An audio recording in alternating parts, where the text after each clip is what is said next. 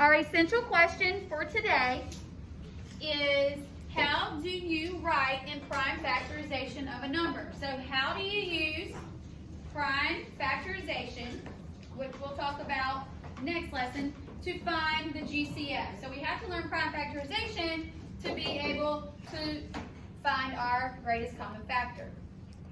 So the first thing is we need to talk about a factor tree, okay?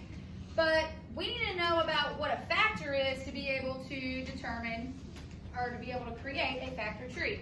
Well, the first thing is that a factor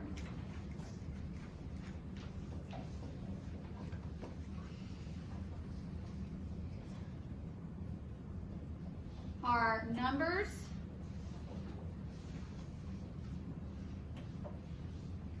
that are multiplied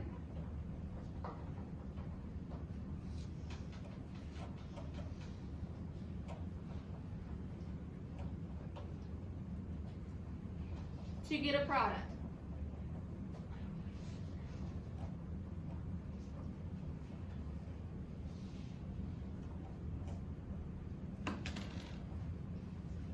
We can also say that factors go evenly into a product.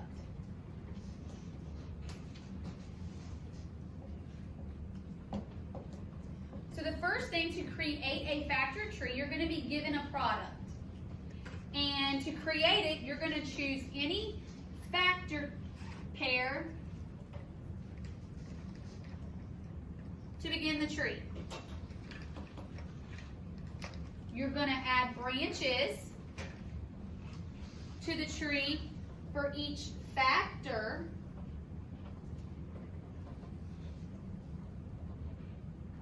until there are prime numbers at the end. And that's where our chart comes into play that we use to highlight those numbers. We're going to write the prime numbers that are left using multiplication, and then we're going to put them in exponential form.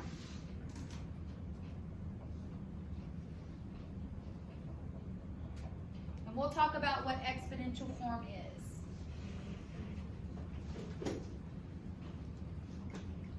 So the first number I want to start off with is the number 240.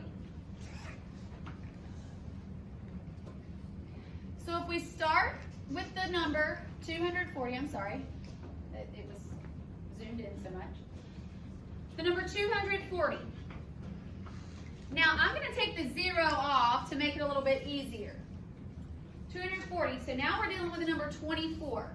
Think of two numbers that multiply together to give you 24. Any two, right here. 24 and 24? I mean, not 24 and 24. 12 and 2. 12 and 2. 12 and 2, that's where we're going to stop. 12 and 2. So that means for this one, I got to put a 0 on the end. So I'm going to say 12 and 20, because I got to have a 0 on the end to actually make it 240. Okay? Now, those are our first factor pair. There were other pairs we could have used. We could have used 40 and 6. Okay, or 6 and 4, which made 24, but one needed a 0 on it. We could have used 60 and 4. We could have used 120 and 2. Doesn't matter. Now we're going to start with the number 12. So now we're breaking down 12, okay, because 12 is still composite. Looking at our chart we use, 12 is not highlighted, so it is still composite, so we're not down to the prime numbers. So we're going to break 12 down. Give me two numbers that multiply together to give me 12, not including 1. 2 and 6. 2 and 6. Give me 12.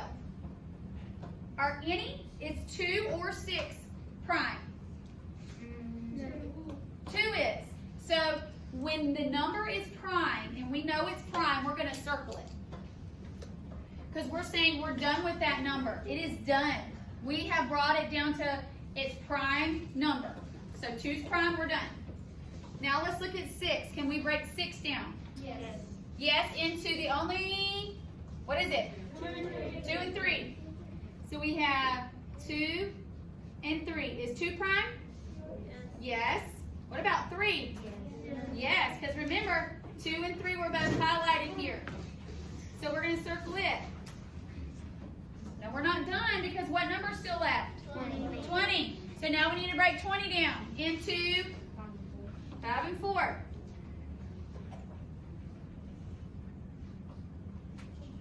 Is any one of those numbers prime? 5 is. So we need to circle it. 4 is not prime. Why is 4 not prime? Give me one thing that tells me that it's prime. I mean, it's not prime. Give me one. It's even. And the only even number that is prime is what number? 2.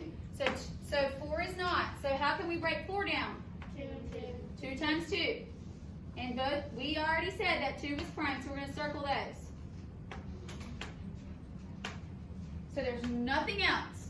We've circled everything that we can circle. We're down to our prime factorization of 240. So now we're going to start with the lowest number. The lowest number that's circled is what number? 2. Bless you. So we're going to write the number 2 times, what's the next number? 3. Now I'm going to show you what we're going to do to 2 in just a second.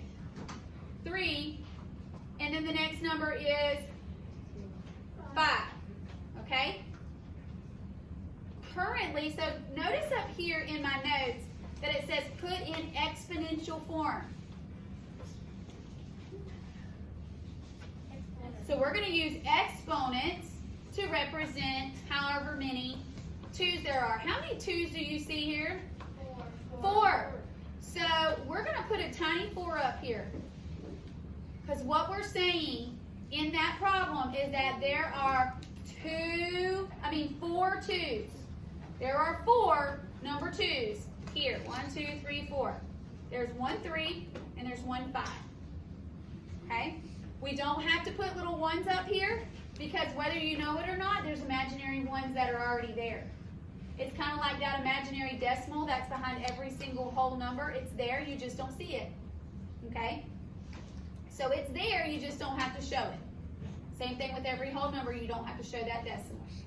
So if I were actually going to multiply these out, 2 times 2 is 4. 4, let's go back to this 2. 4 times 2 is 8. And 8 times 2 is 16. 16 times 3.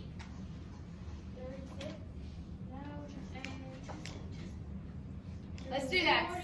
48. 48. And 48, let's actually do the math. I'm going to show you here. So if we were to actually pull all this out, 2 times 2 times 2 times 2 times 3 times 5, which is what we've done here. We just condensed 2 to the 4th power because there were 4 of them.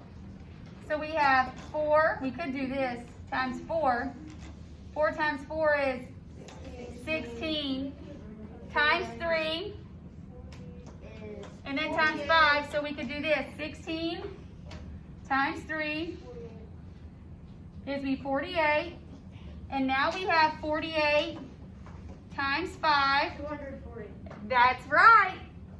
We should get 48 times 5 gives us 240, which is what we started with. So we've used prime numbers to get down or get to our product of 240. So if you've done it right, when you multiply them all together, it should equal the product that you started with. So let's look at the next one. Let's say that I have the number, this is our final answer. That's my final answer. 2 to the 4 times 3 times 5. That's my final answer. Let's look at the number 100. Okay, so these are factor trees. Let's think about apple trees. Do all apple trees look the same? No. Do they all bear the same fruit? No. Yes, an apple tree should produce what? Apples. Our trees may look different, but they're going to produce the same answer if it's correct. They should still produce the same answer, though our trees may look different from one another. The number 100. Okay? Number 100. So let's break 100 down. Give it to me. 4 and 25. 4 and 25. So let's try that one. Some of you may have been thinking 50 and 2. Again, our trees can look different, but we still should get the same answer. 25 and 4. So let's break down 25. What are we going to break it down to? 5 and 5. And what can we say about 5 and 5? They're both prime. So we're going to circle them. What about 4? What are we going to do about 4? 2 and 2. We're breaking it down into 2 and 2. And they're both prime.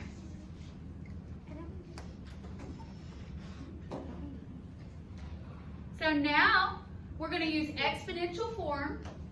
What's the lowest number currently? 2. So we're going to say 2 times what? 5. And how many 2's are there? 2 2's. And how many 5's are there? 2 5's. So 2 to the second times 5 to the second. Now we can double check that. What's 2 to the second? 4. 2 times 2 is 4. And 5 times 5 is 25. So then 25 times 4 is still 100. If you were to break it down like this, and you said, oh, I wanted to do 100, and I wanted to break it down 50 and 2. 2 is prime. You could have done 5 and 10. 5 is prime. 5 and 2. Look how we still get the same digits, but the tree looks different. But we still got the same answer. Okay? So again, our trees may look different, but we should bear the correct answer. Let's try another one. Let's try the number, let's go with 180. Stick it over here. 180. And I want you to think of 2 factors that go into those.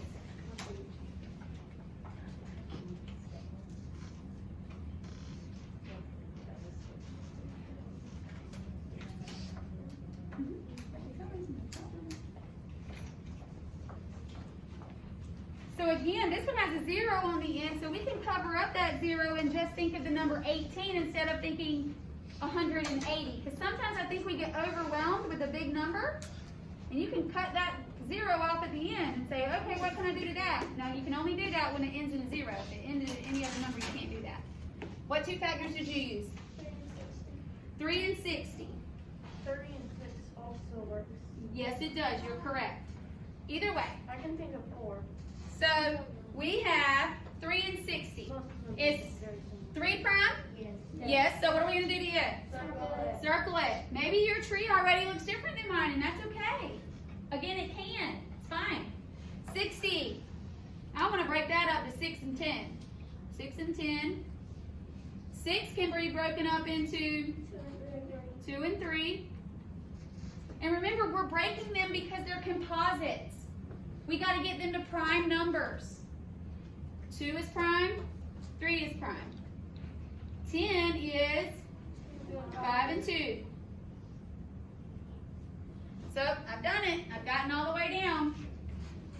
The smallest number that I currently have is a 2. And then we go to a 3. And then we go to a 5. Now I got to go back. How many 2's do I got? 2 2's. How many 3's do I have? 1. Oh, Up 2. 2. And then a 5. Do we have to put that little 1 up there by the 5? No. Could you? Yes. Yes, but is it needed? No, it's already there. It's already there. So the answer for this one is 2 to the second times 3 to the second times 5. Okay, so again, prime factorization. We're taking numbers, larger numbers, and we're getting down to the prime numbers by breaking them apart and finding factor pairs. And then using exponents to represent the prime factors that we're left with.